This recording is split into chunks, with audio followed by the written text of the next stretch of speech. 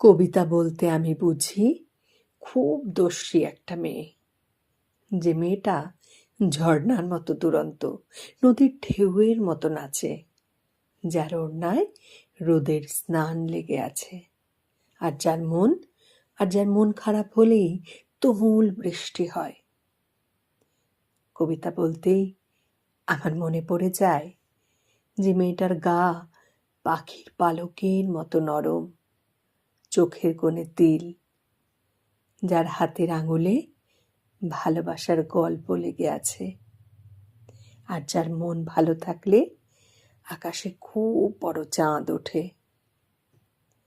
কবিতা বলতেই আমি বুঝি খুব সাধারণ নয় এমন একটা মেয়ে, হাসি হাসি মুখ, পলাশ রঙার ঠোঁট, যে মেয়েটার চুলে রাতের অন্ধকার লেগে আছে, আর যার অভিমান হলেই একটা বাড়ির চারিদিকে খুব মেঘ করে।